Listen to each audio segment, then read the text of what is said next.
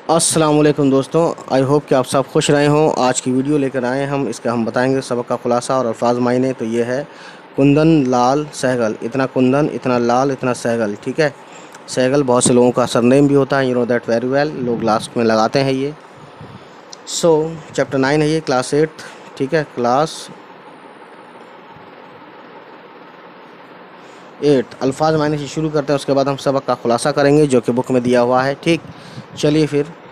मबनी यानी बुनियाद पर या बेस्ड। इंतखाब यानी चुनना या छांटना। शिकन, सिलवट या झुर्री, जो चेहरे पे माथे पे शिकन हो जाती है ना, यूँ करे गुस्सा हो जाते हैं। खुद एतमादी यानी अपने आप पर भरोसा, यू नो। उसके बाद देखिए हौसला अफजाई यानी हिम्मत बढ़ाना। ठीक है, और रिहर्सल मश्क करना या दोहराना। ठीक है, उसके बाद गाइस आमद, आमद बोलते हैं आना। मुगन्नी यानी गाने वाला। ठीक है, रियाज मेहनत या मशक्क़त।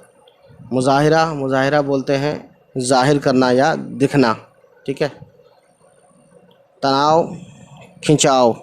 एहसास कमतरी, छोटे होने का एहसास, यानी कि जैसे किसी को इतना जलील करना कि उसको लगने लगे कि मैं काफ़ी छोटा हूँ, मैं काफ़ी कमतर हूँ और मैं काफ़ी कमज़ोर हूँ। इस तरीके से एहसास कमतरी पैदा हो जाना, यानी कि एहसास अपने आप को छोटा समझने लगना। ठीक है, ऐसे एहसास।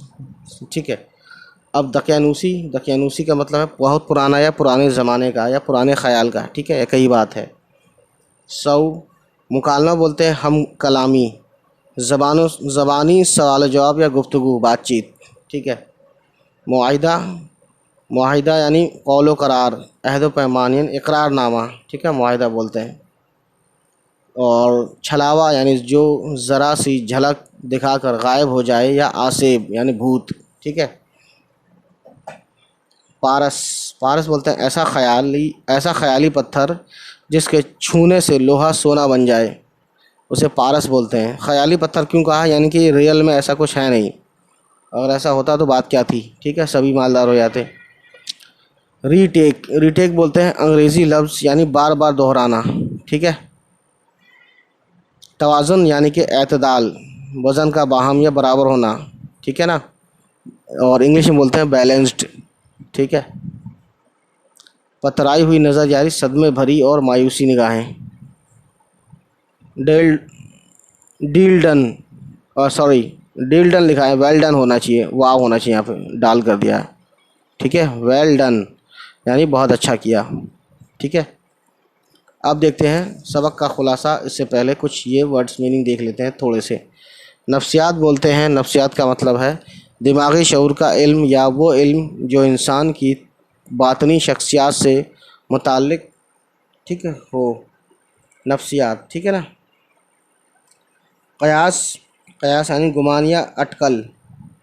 ठीक, दिमागी शऊर का इल्म यानी दिमागी जो परेशानियाँ होती हैं उसका जो एजुकेशन या उसकी तालीम होती है, उसे बोलते हैं हम नफ्सियात। जैसे कोई नफ्सी तौर पे बीमार है यानी कि दिमागी तौर से बीमार होता है, नफ्सियाती तौर से बीमार है यानी कि दिमागी तौर से बीमार है। फ्लॉप, तो उसको वहाँ ले आया जाता है डॉक्टर के पास। फ्लॉप बोलते हैं बिल्कुल नाकाम। ठीक है, लगता है इसमें कुछ फिल्म की कहानी भी है। तो बहरहाल अब देखते हैं, उसको पढ़ते हैं। सबक का खुलासा गाइस, सबक का खुलासा। शरद चंद चटर्जी, शरद चंद चटर्जी ने नावल पर मबनी और रेमा प्रेमा प्रेमांकुर आतर्थी की हिदायत में पहली फिल्म दुनिया पावना बंगाली ज़बान में बनाई। BN सरकार ने दूसरी फिल्म हिंदुस्तानी ज़बान में बनाने का फ़ैसला किया। बताने हो गया है, बनाने बनाओ। हिंदुस्तानी ज़बान यानी जिसमें हिंदी और उर्दू हो। ठीक है, ये तो आज भी है, हिंदुस्तानी तो बोलते ही हैं। ठीक, फिल्म की कहानी लिखी गई, मुकालमे लिखे गए और मौसीकी तैयार की गई। फिल्म मोहब्बत के आंसू की तमाम तर तैयारियां मुकम्मल हो गई, यानी तमाम तर यानी कि पूरी की पूरी। लेकिन इस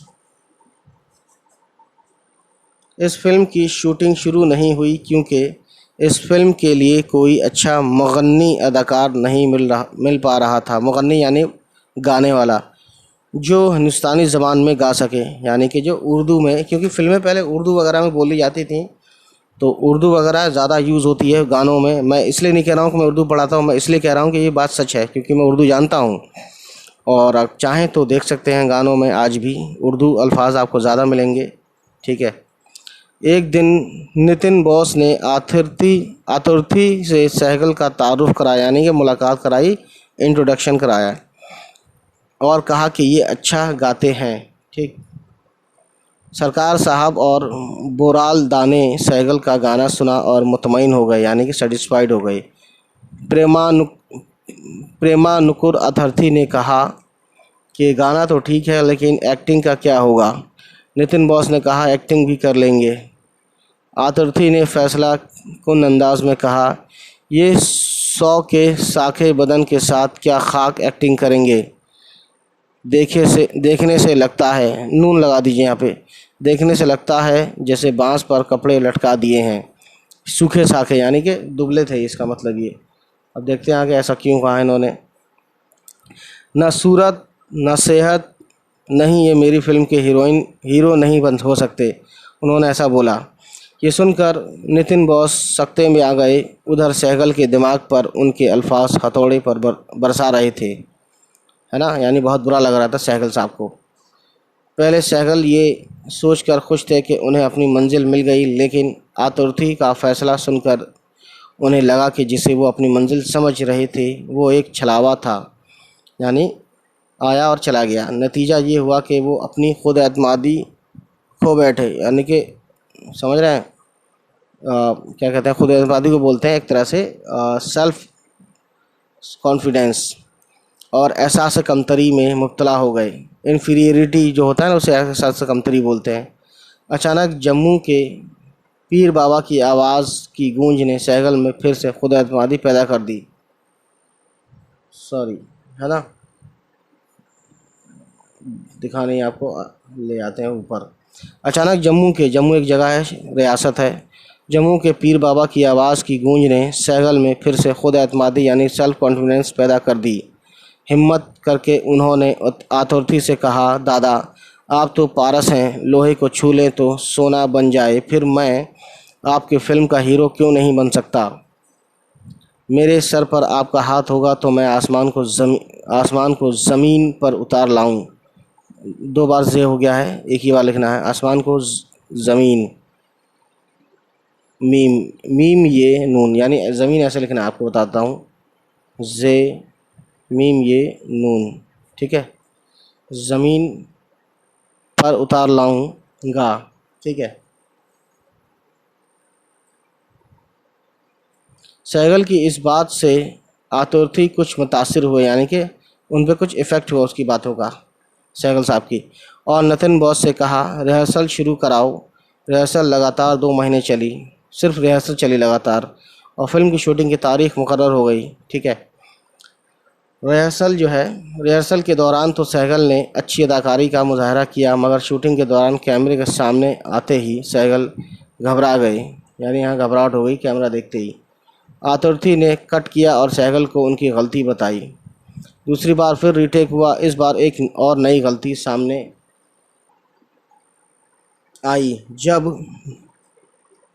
जब 9 बार ऐसा ही हुआ तो आतुर्थी को बहुत गुस्सा आया और नाराज़ होकर ये कहते हुए स्टूडियो से बाहर निकल गए कि शूटिंग कैंसिल कर दूंगा। सहगल ये सुनकर रोने लगे, लेकिन नितिन बॉस ने उनकी हौसला अफजाई करते हुए, हौसला अफजाई यानी कि हिम्मत देते हुए कहा कि रोने से कुछ नहीं होगा, जाओ बाहर घूम फिर कर तनाव कम करो और अपने अंदर खुद एतमादी पैदा करो, यानी कॉन्फिडेंस, सेल्फ कॉन्फिडेंस। सहगल ने नितिन बॉस से कहा, दादा मैं एक दिन दिखा दूंगा कि न्यू थिएटर ने मेरा इंतखाब करके कोई गलती नहीं की, यानी जो न्यू थिएटर समझ रहे हैं आप, एक कंपनी रही होगी फिल्म बनाने की। सहगल ने कुछ देर नितिन बॉस के साथ रिहर्सल की। सहगल के रिहर्सल को आतुर्थी साहब दरवाजे के पीछे से देख रहे थे, वहीं से चिल्लाकर कहा ओके, और पास आकर उनकी पीठ थपथपाई। सहगल इस बात पर बहुत हैरान हुए कि अभी तो डायरेक्टर साहब इतने नाराज़ थे और अब इतने मेहरबान। आतुर्थी आतुर्थी सहगल की नफ्सियाती कैफियत को पहचान कर बोले, तुम्हारे साथ जो कुछ हुआ वो सिर्फ तुम्हारे एहसास कमतरी की वजह थी, इसलिए तुम अपना एतमाद खो बैठे थे, यानी कॉन्फिडेंस। ठीक है, अब देखते हैं आगे। सहगल एक तरफ तो इस बात से खुश थे कि उन्हें फ़िल्म अदाकारी का मुजाहरा करने का मौका मिल गया, ठीक है, दूसरी तरफ उनके दिल में घर वालों की नाराज़गी का डर पैदा हुआ कि अगर घर वालों को पता चल गया कि सहगल फ़िल्मों में काम कर रहे हैं तो घर वाले नाराज़ हो जाएंगे। यानी पुराने ज़माने में फ़िल्मों में काम करना कुछ बहुत से लोग बुरा समझते थे। इस खौफ की वजह से फ़िल्मी दुनिया में उनका नाम सहगल रखा, है ना, सहगल रखा, उनका नाम ही चेंज कर दिया गया, ठीक, जब कि उनका असल नाम कुंदन था। ठीक है, अब देखिए आगे।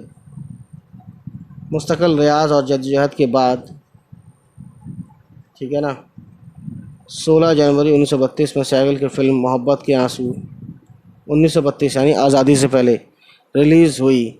इस फिल्म का रिलीज़ होना था कि सहगल का नाम हिंदुस्तानी सिनेमा के फलक यानी आसमान पर एक सितारे की तरह चमका, जिसने हिंदुस्तानी सिनेमा को चकाचौंध कर दिया। फिल्म भले ही फिल्म फ्लॉप हो गई, बात ये देखिए, मगर सहगल को उनकी आवाज़ और अदाकारी की वजह से ज़बरदस्त शोहरत मिली। फिल्म फ्लॉप हो गई लेकिन उनको एक मुकाम मिल गया, शोहरत मिल गई। ठीक है, तो गाइस फिर होगी मुलाकात हमारी और आपसे इस चैप्टर को लेकर। तो तब तक खुश रहें, आबाद रहें और हमारी वीडियोस को देखते रहें। चले फिर, खुदा हाफिज़।